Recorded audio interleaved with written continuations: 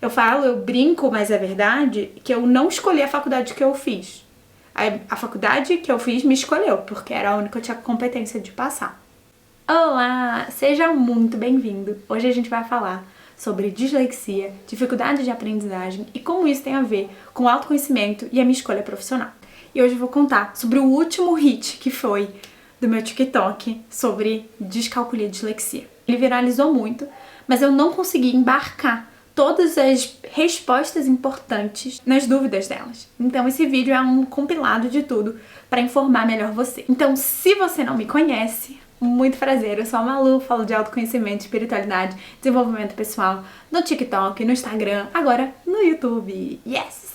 Eu vou responder as dúvidas, as principais dúvidas que eu tive no TikTok. Então vamos lá, começando do começo. Eu sempre tive dificuldades de aprendizagem durante o período da escola. Meus principais sintomas eram e são até hoje dificuldade com volume, tamanho, peso. Pra mim tudo é muito parecido. Direita e esquerda são dificuldades muito claras pra mim. Escrever em inglês, muito difícil. Ler número, então eu vejo um número, eu falo outro. E ler também. Relógio de ponteiro é algo que eu tenho muita dificuldade até hoje. Acho que são esses os principais. E, gente, não é assim, algo que eu não tentei aprender, porque senão eu não estaria fazendo esse vídeo. É algo que repetidamente houve o esforço de aprender e mesmo tendo sido explicado de diversas maneiras, eu não consigo aprender. Então, não é que você não tentou. Não, sim, eu tentei. Tá, então eu queria deixar esse primeiro ponto muito claro. Continuando a história. Então, o que aconteceu foi que eu já apresentava essas dificuldades de aprendizagem há muitos anos. E eu acho que por uma questão da vida, eu acabei não investigando as causas, né? Eu não investiguei buscar um diagnóstico. Mas eu reconheço que para muita gente, principalmente quem tá na escola ainda, é fundamental que busque o diagnóstico. Os meus sintomas são sintomas leves, então não me impossibilitam de nada. Talvez na época do vestibular eu teria, por exemplo, mais tempo de prova, as minhas provas poderiam ser modificadas no período da escola para englobar essa dificuldade caso ela tivesse sido comprovada. Porém, eu não busquei esse diagnóstico, então eu não tive certos ajustes durante a minha educação. O que é importante falar é que a descalculia, a dislexia são dentro de um guarda-chuva. Eu vou colocar uma imagem aqui. Dentro do guarda-chuva, dificuldades de aprendizagem, existe a descalculia e existe a dislexia. A palavra dislexia, ela é usada para falar sobre transtornos de aprendizagem associados à leitura e à escrita. Dificuldade de decodificar o que aquela palavra significa. Ela tem dificuldade na ortografia e reconhecimento preciso e fluente das palavras. E aí tem um quadro, que eu também vou colocar ele aqui, com as diferenças de cada tipo de aprendizagem. Então, é muito importante que você analise seu quadro como um todo. Eu vou responder as dúvidas, as principais dúvidas que eu tive no TikTok. Então, vamos lá. Lá no TikTok, me perguntaram o seguinte: tem algo relacionado com o português também? Então, sim, existe a dificuldade com o português. Quem troca palavras está mais associado à dislexia, tá bom? É uma dificuldade de decodificação das palavras e ortografia principalmente. Lu, tem os sintomas que você me falou, o que eu preciso fazer? Então, o que precisa ser feito? Precisa ser feita uma avaliação diagnóstica que avalie 360 a sua vida. A avaliação de diagnóstica de dislexia ou descalculia é um processo que inclui exclusão de fatores, porque eles precisam descartar muitos fatores antes de declarar a descalculia ou a dislexia. Por quê? Porque tem gente que pode confundir com TDAH, tem gente que pode confundir com questões psicológicas, deficiências de maneira geral. Então, ela precisa ser analisada porque eles chamam de uma equipe multidisciplinar, que é composta pelo quê? Psicólogo, psiquiatra, psicopedagogo e mais umas outras especialidades médicas também. Também é importante conversas com os pais e histórico escolar. Então, existe um link que eu vou deixar aqui embaixo na descrição, que ele é um link básico para você ver quais são os principais sintomas e ver que se potencialmente você, seu filho, alguém perto de você pode ter semelhanças. É um teste muito por alto, ele é só para identificar realmente se o que as suas queixas fazem sentido para você e para a equipe multidisciplinar.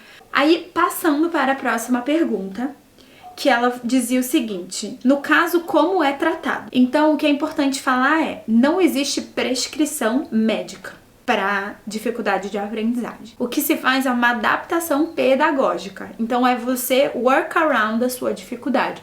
É você aprender técnicas do que funciona melhor para você, para aprender. Então, não necessariamente está associado a uma medicação. Se não está associado a um TDAH ou uma depressão ou algo do gênero, não é prescrita uma medicação.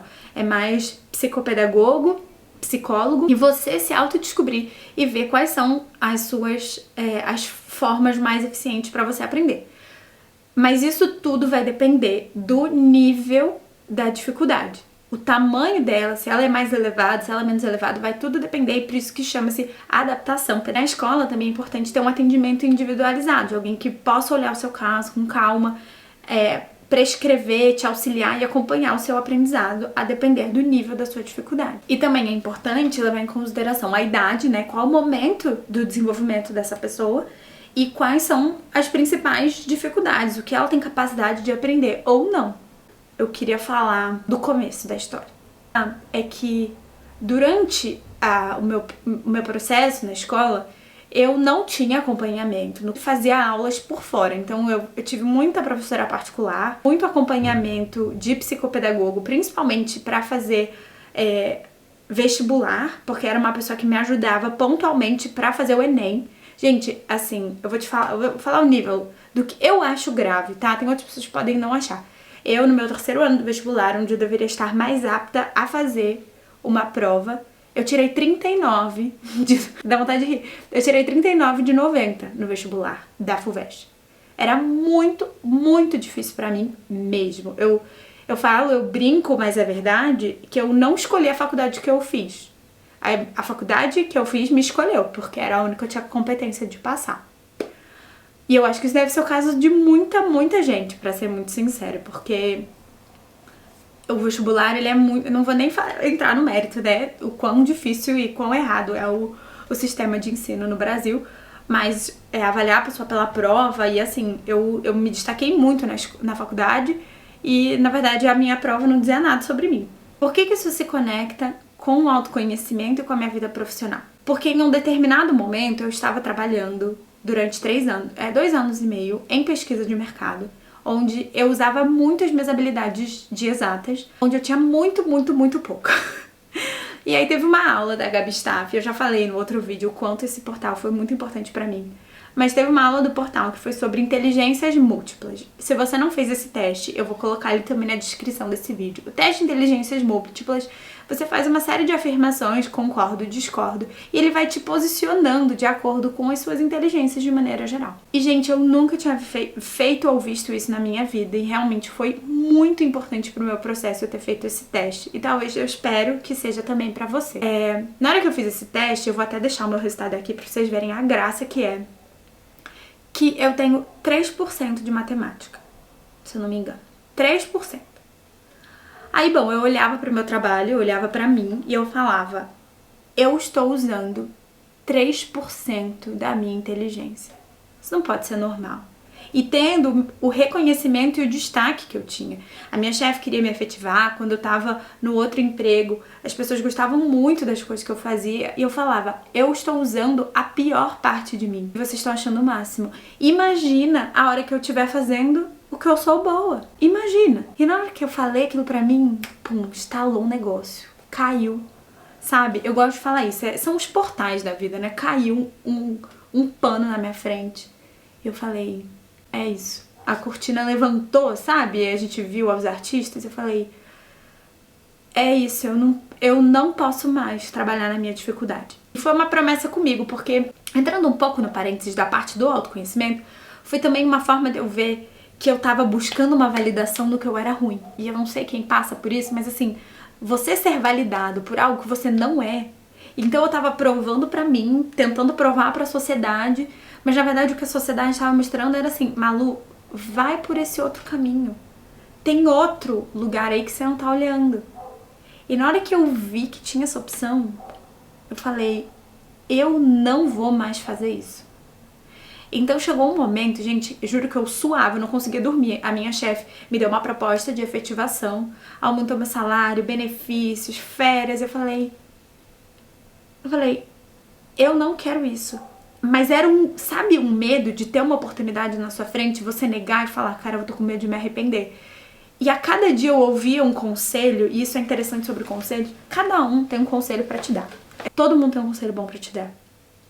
Todo mundo, com base nas próprias experiências, julgamentos e entendimentos sobre o mundo, vai ter um conselho bom pra te dar.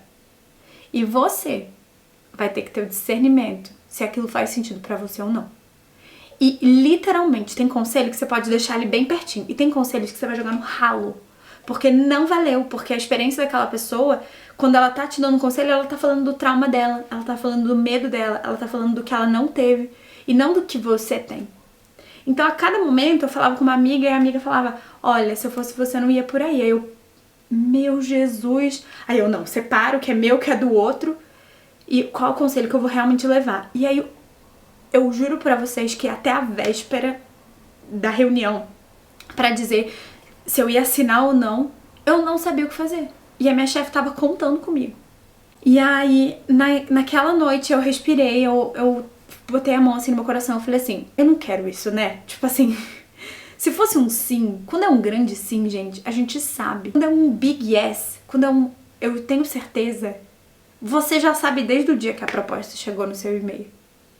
E eu não tava nesse lugar.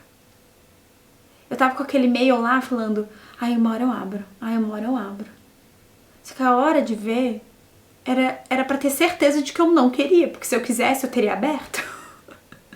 E aí eu fui pra uma reunião com essa minha chefe e falei, olha, eu agradeço tudo que você fez por mim, mas eu preciso mudar minha vida de ponta cabeça. Então eu sou muito grata por essa experiência, pelo que ela revelou sobre mim, e por causa daquela imagenzinha que eu olhei que eu tava usando 3% de mim, que eu falei, isso não é justo comigo. Isso não é justo com a pessoa que eu sou e tudo que eu tenho pra agregar. Preciso mexer o coreto. Eu preciso mexer. E eu não sabia o que. Eu não sabia o que mexer. Eu sabia que só aquilo não era. E graças a Deus eu tinha condições e apoio pra não precisar desse trabalho naquele momento. Então eu pude dar um passo pra trás e segurar e falar, tá bom, então eu preciso pensar melhor o que é essa outra coisa. E aí na hora, como eu falei no vídeo anterior, na hora eu falei, cara, o que eu amo, poderia fazer sem ser paga? Autoconhecimento. Eu amo esse negócio. O que eu amo mais do que isso? Me comunicar. Eu falei, eu preciso ser uma comunicadora. Então, é isso.